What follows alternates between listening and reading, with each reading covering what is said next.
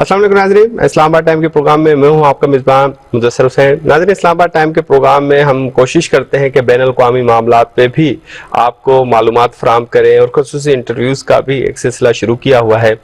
और आज हम बात करेंगे जी इंटरनेशनल कुछ मामलात पे और ख़ास तौर पे रूस के साथ पाकिस्तान के ताल्लुकात के हवाले से।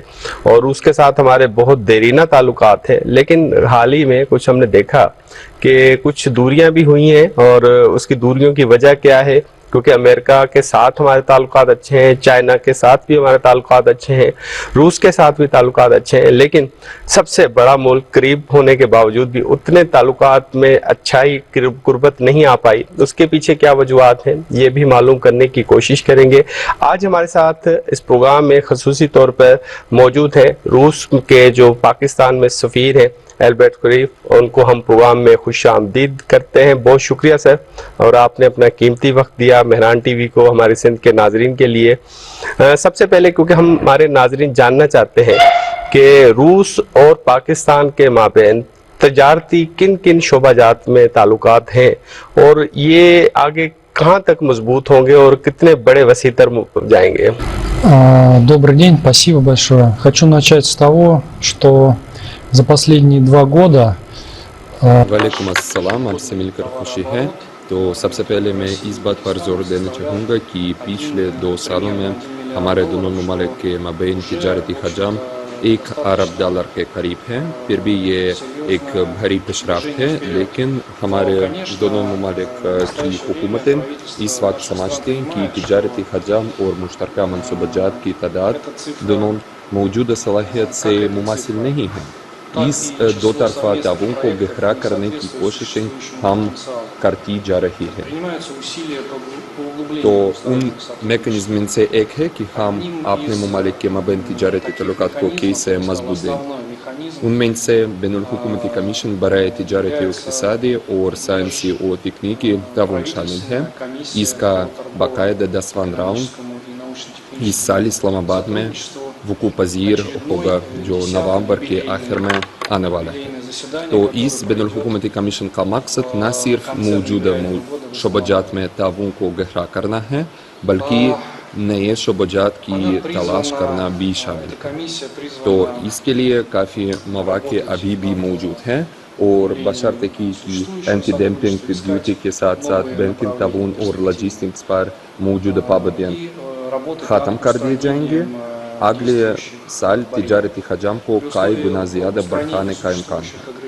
बुनियादी तवज्जो बिलाशुबा तिजारत को वुसअत देने और मौजूदा शोबाजात में मनसूबाजात की तादाद में इजाफा पर होगी। मुस्तक़बिल करीब में सबसे ज़्यादा इम्कानात वाले शोबाजात में रूस से ईंधन, पेट्रोलियम की मसनूआत और अनाज की सप्लाई के अलावा पाकिस्तानी टेक्सटाइल्स, चमड़े की मसनूआत और ज़राए मसनूआत की दरामदाद भी शामिल हैं। इसके अलावा आजकल बुनियादी ढांचे के मुतादाद मनसूबाजात पर भी गौर किया जा रहा है, जिनमें कराची में स्टील मिल्स की जदीद कारी या नए कारखाने की तमीर, रेलवे लाइन्स की जदीद कारी और नई लाइनों की तमीर, और रूसी दवा साजी की मसनूआत की फराहमी और मुस्तक़बिल में मुश्तरका पैदावार भी शामिल हो सकता है। मज़ीद बरान रूस से पाकिस्तान को धातु मसनूआत, ज़राए मशीनरी, ऑटोमोटिव के सामान की फराहमी के अलावा पाकिस्तान से रूस को खेल-कूद के सामान की तरसील भी उम्मीद अफ़ज़ा दिखाई देते हैं। हमारा मुल्क पाकिस्तानी हल्की और भारी सनात की मसनूआत दरामदाद करने के साथ साथ ज़राई फसलों की बड़े पैमाने पर ख़रीदारी शुरू करने में दिलचस्पी रखता है, जो हम फ़िलहाल दरामद करते रहते हैं। हम तवानाई और आमद-ओ-रफ़्त के शोबाजात में भी नए मनसूबाजात की निफाज़ की तवक्को रखते हैं। पाकिस्तान और यूरेशियन इक़्तिसादी इत्तेहाद के दरमियान आज़ाद तिजारत का मुआहिदा उसूल में मुमकिन है, लेकिन इत्तेहाद में शामिल हमारे शरकदारों के मौक़िफ़ को मद्देनज़र रखना चाहिए, और इसके लिए इम्कान तो अभी भी मौजूद है, क्योंकि हाल ही में पाकिस्तान ने आर्मेनिया के साथ अपने ताल्लुकात को रस्मी तौर पर कायम कर दिया। Возможно, уже в недалеком будущем заключение соглашения о свободной торговле между Пакистаном и ЕАЭС.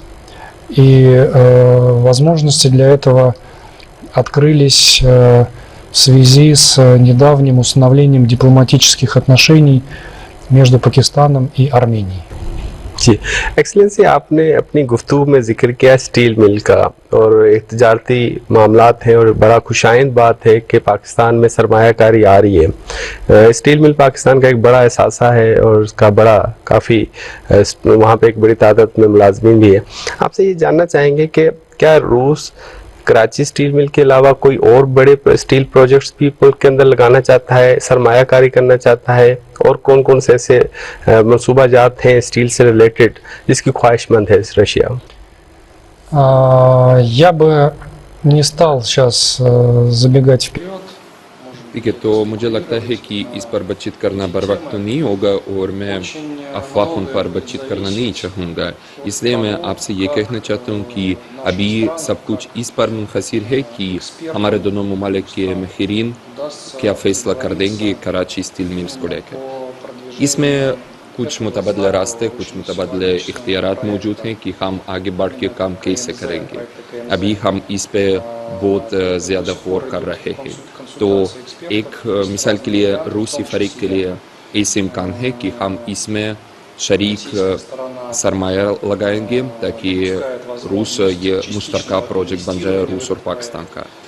लेकिन सब कुछ इस पे मुनहसर है कि हमारे फ़रीकीन का क्या फ़ैसला होगा कि क्या हम इस स्टील मिल्स को पूरी तरह नई तमीर बनाएंगे या हम पुराने स्टील मिल्स की तमीर नौ करेंगे, उनकी पुराने स्टील मिल्स की बहाली करेंगे। लेकिन फिर भी जब इस प्रोजेक्ट पे अमल दरामद किया जाएगा तो लाजमी हम आगे इम्कानात वाले शोबाजात के बारे में भी बात करेंगे और कुछ मनसूबाजात पे निफाज भी करेंगे। Перспективное направление. Но сейчас я бы все-таки не стал бы углубляться дальше. से अब आपकी गुफ्तगू में ये भी आपने जिक्र किया कि गैस पाइपलाइन मनसूबा जात भी ज़ेरे गौर होंगे और हम चाहते हैं कि एनर्जी के प्रोजेक्ट्स पाकिस्तान के अंदर आएँ। ज़ाहिर बात है पाकिस्तान को तवानाई की अशद ज़रूरत है, चाहे पेट्रोलियम मसनूआत हो या गैस की मसनूआत हो। तो क्या वजह है कि ये अभी तक पाए तकमील तक क्यों नहीं अमल हो सका, क्यों नहीं इस मामले पे कोई प्रैक्टिकल इक़दाम नहीं हो सका? Ну и как я уже отметил, существует ряд объективных факторов, препятствующих. तो जैसे कि मैंने पहले कह दिया, अभी कुछ ठोस वजूहात मौजूद हैं कि हम इस तवानाई के शोबे में आगे क्यों नहीं बढ़ सकते हैं। जहाँ तक गैस पाइपलाइंस के मनसूबाजात की बात है तो मज़ीद में ऐसी कोशिशें की जा रही थी कि हम पाकिस्तान में गैस पाइपलाइन की तमीर करें, लेकिन वो किसी न किसी वजह से कामयाब नहीं रहे।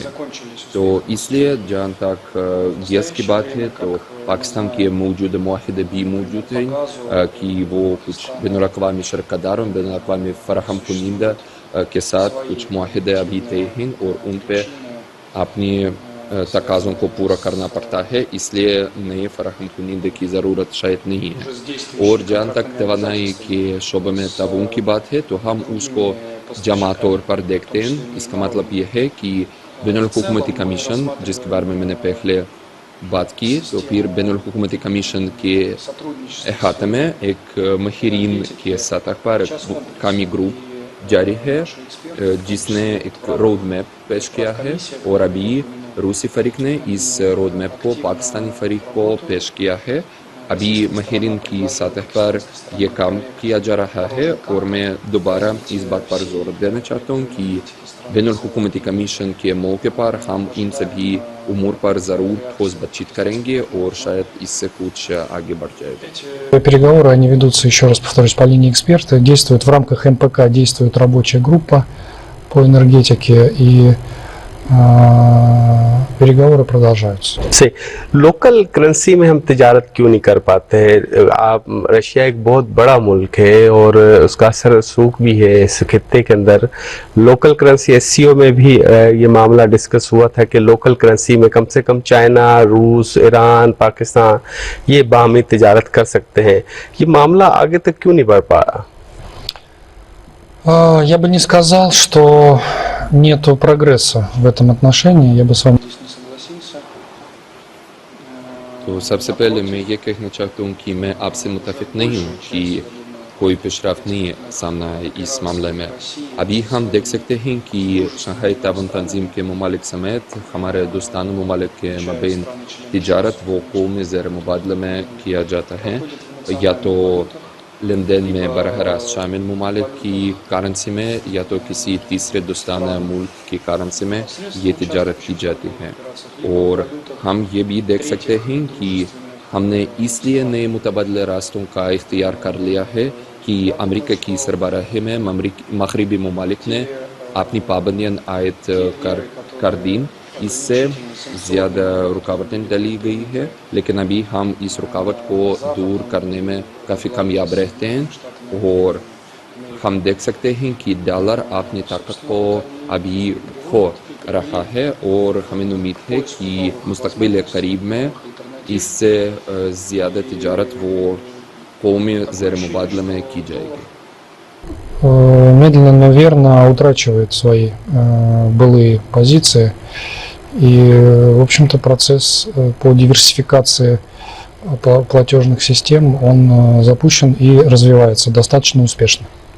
صحیح. کوئی ایسی پروڈکٹس ہے جس میں ہم پاکستان آپ کی لوکل کرنسی میں ہم تجارت کر رہے ہیں ابھی موجودہ وقت میں؟ تو جی ضرور ایسی اشیاء، ایسے آئٹمس موجود ہیں جن کے لیے تجارت وہ قومی زیر مبادلہ میں کی جاتی ہے. یہ PKR یا روسی روبل میں نہیں کی جاتی ہے، بلکہ ہمارے لیے دوستوں ممالک کی کرنسیز میں کی جاتی ہے. لیکن واضح ہے کہ میں ابھی آپ کو کھلے عام یہ نہیں بتاؤں گا کہ کون کون سے آئٹمس وہ ہیں. Критику в этом плане. ناظرین وقت ہوا ہے بریک کا، بریک لیتے ہیں، بریک کے بعد دوبارہ.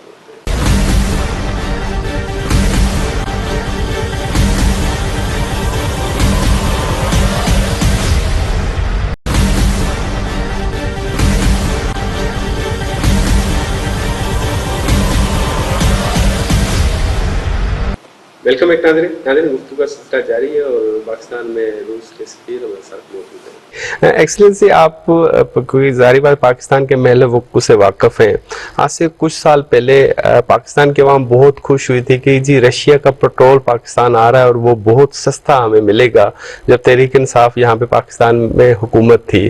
آپ سے یہ جاننا چاہیں گے، یہ آپ کے توسط سے ہمارے لیے بڑی اہم معلومات ہوگی، کیا وہ پٹرول آنے کا سلسلہ شروع ہو چکا تھا؟ جی، ایسے معاہدے جو طے شدہ تھے ان پہ عمل درآمد کیا گیا تھا، اور یہ فراہمی وہ باقاعدہ نہیں تھی، بلکہ کبھی کبھی کم مقدار میں روس سے پٹرولیم آیا تھا.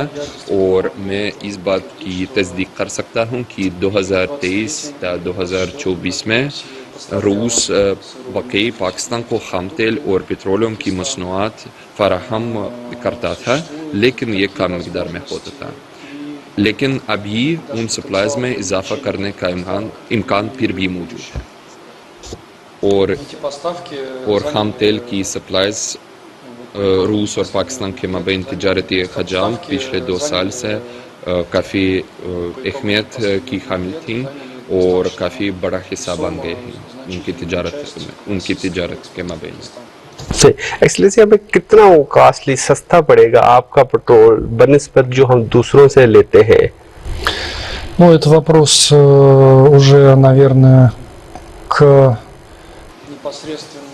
تو شاید یہ ان لین دینوں میں شامل کمپنیوں کے لیے ایک سوال ہے، کیونکہ سب سے زیادہ نجی کمپنیاں ایسے منصوبہ جات میں شامل ہیں. اس لیے شاید آپ ان سے پوچھیں کہ وہ کیا مقابلہ کر پائیں گے یا نہیں اپنے غیر ملکی کمپنیوں کے ساتھ. наверное, это оставим на их уже усмотрение. صحیح. ہم تھوڑا سا خطے کی صورتحال پہ جاتے ہیں. رشیا اس خطے کے اندر ایک بڑا ملک، چائنا وہ بھی ایک بڑا ملک، اور دونوں کا باہمی اشتراک بھی ہے. لیکن ایک تاثر ہے کہ جی اس خطے کے اندر امریکہ کی بڑی مداخلت ہے. کیا وجہ ہے کہ روس اور چائنا اس مداخلت کو ختم نہیں کر پایا؟ Россия прежде всего уважает право стран региона, включая Пакистан, независимо выбирать себе внешнеполитических партнеров.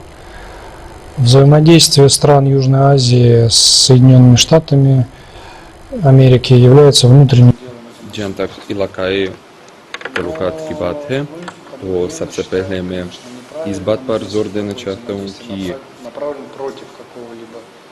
रूस इन ममालिक के हक का इख्तिराम करता है कि वो आज़ादाना तौर पर ये इंतखाब करें कि वो किन किन ममालिक से अपनी दोस्ती को बढ़ाएंगे, और ये अंदरूनी मामला है कि वो किन किन रियासतों के साथ अपने ताल्लुकात को बढ़ावा देते हैं और फ़रोग़ दे रहे हैं।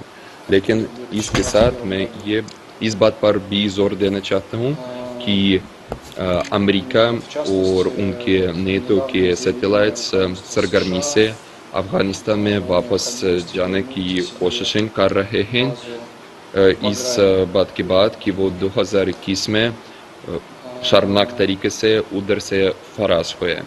और अभी मैं इस बात पर भी जोर देना चाहता हूँ कि हाल ही में अमेरिकी सदर डोनाल्ड ट्रंप ने कहा कि वो बहराम में एक बेस वापसी में कब्ज़ा करना चाहते हैं, लेकिन फिर भी हम इस बात के ख़िलाफ़ हैं कि किसी भी मुल्क पर मसनूई तौर पर आपने अपने उसूल और अपनी अपनी पॉलिसियाँ मजबूर की जाएँ।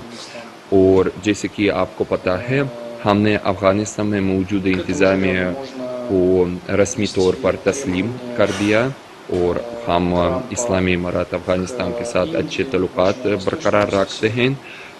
इसके अलावा मैं आपको एक और मिसाल दे सकता हूँ कि मसलन ट्रंप ने आपके मशरिक़ी पड़ोसी मुल्क मतलब भारत से एक भी तकाज़ा कर दिया कि वो रूस से कोई भी आशय नहीं खरीदे, लेकिन फिर भी हम इस बात को नौबदियाती पॉलिसी की एक मिसाल को देखते हैं।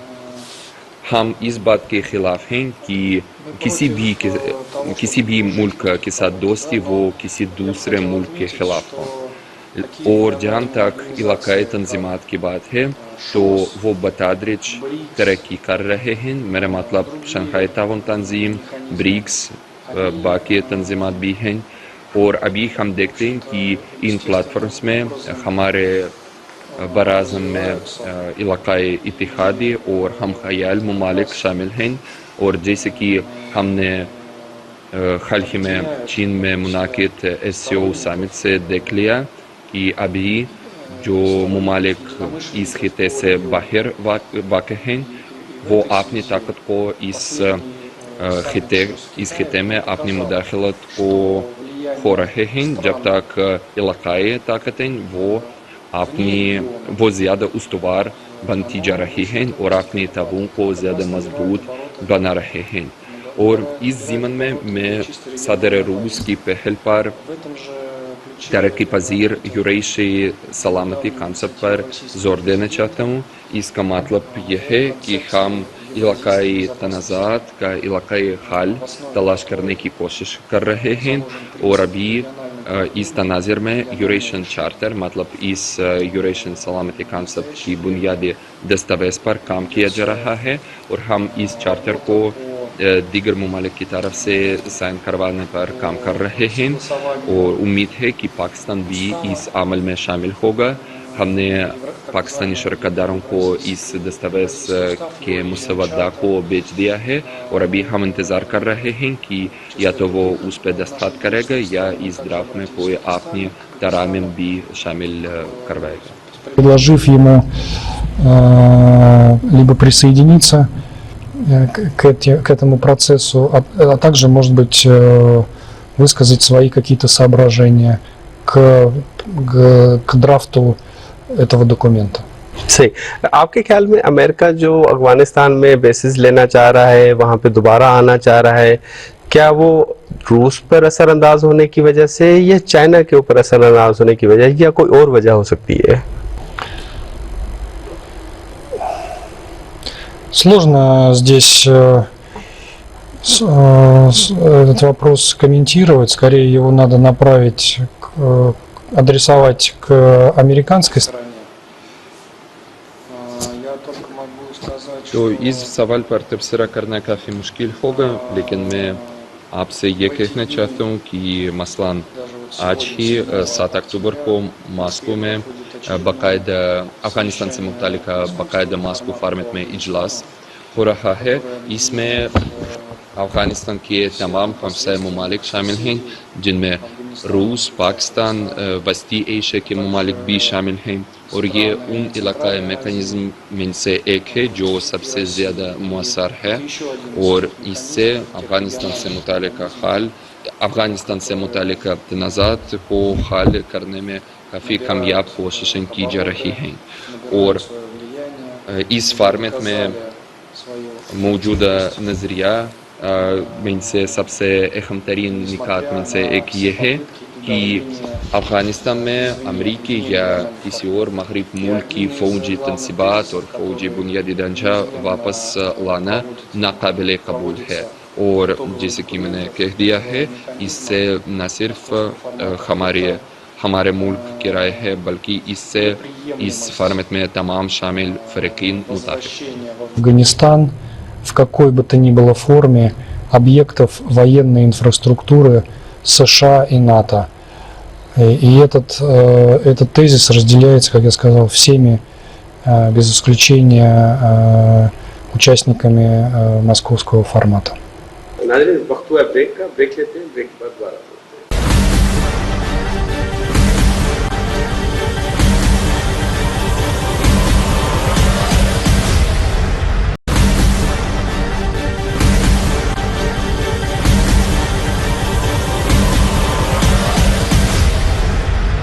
Welcome back. ناظرین گفتگو کا سلسلہ جاری ہے اور ہم دوبارہ گفتگو آگے بڑھاتے ہیں اور بین الاقوامی معاملات کی بات کریں گے. پروگرام کے آخر میں آپ سے یہ جاننا چاہیں گے، آپ کو معلوم ہوگا کہ بھارت نے اشتعال انگیزی کی جس کا پاکستان نے بھرپور جواب دیا بھارت کو، کیونکہ دونوں نیوکلیئر ہیں، ایٹمی طاقتیں ہیں، بھارت بھی پاکستان بھی، اور مسئلہ کشمیر اس کی بنیادی وجہ ہے. ہم چاہتے ہیں پاکستان کے مسئلہ کشمیر اقوام متحدہ کی قراردادوں کے تحت حل ہو.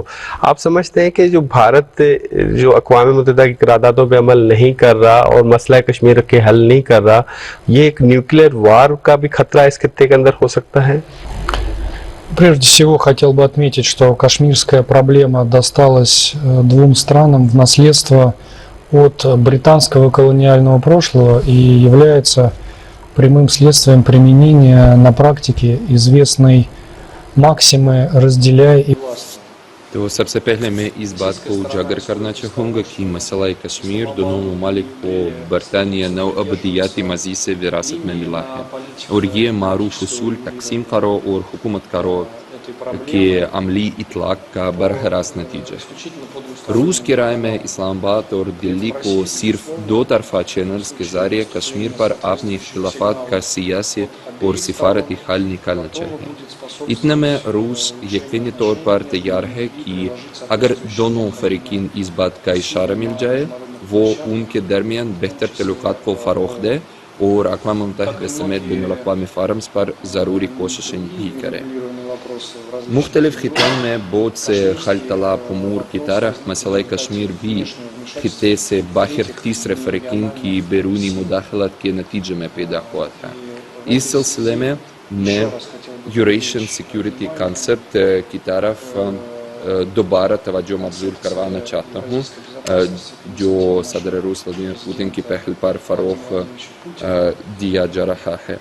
یہ شاید ایک نیا یوریشین میکانزم ہے جو ابھی بس ترقی پذیر ہے، لیکن پھر بھی مستقبل میں وہ ایک ایسا پلیٹ فارم بن سکتا ہے کہ اگر میں دوبارہ اس بات پہ زور کرتا ہوں کہ اگر دونوں فریقین کی خواہش ہو تو پھر اس پلیٹ فارم پر ہم اس دیرین مسئلہ کشمیر کے حلوں کی تلاش کر پائیں گے. На которой, опять же, при желании обеих сторон можно будет попытаться, по крайней мере, попробовать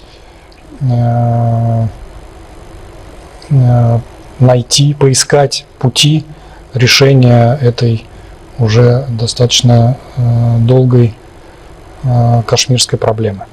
آپ ثالثی کا کردار بھی ادا کرنا چاہتے ہیں؟ تو میں اس بات کو دہرانا چاہتا ہوں اور یہ ہمارا موقف کو رسمی طور پر بتایا گیا ہے کہ ہم اس تنازع میں ثالث ہونے کے لیے تیار ہیں، لیکن بشرطے کہ دونوں اطراف، دونوں فریقین کی مرضی ہو اور ان دونوں سے ہمیں اشارہ مل جائے کہ وہ اس تنازع میں کسی بھی ثالث ہونے کی خواہش رکھتے ہیں. بہت بہت شکریہ سر، آپ نے اپنا قیمتی وقت دیا ہمارے ٹی وی چینل کو، اور خاص طور پہ اس خطے کی صورتحال اور دونوں ممالک کے تعلقات پر اظہار خیال کیا. ناظرین، آج کے اس پروگرام میں پاکستان میں روس کے سفیر البرٹ ریف ہمارے ساتھ موجود تھے اور بڑے بین الاقوامی اہم معاملات پر انہوں نے اظہار خیال کیا. اس کے ساتھ اپنے میزبان مدثر کو دیجیے گا اجازت. اللہ حافظ.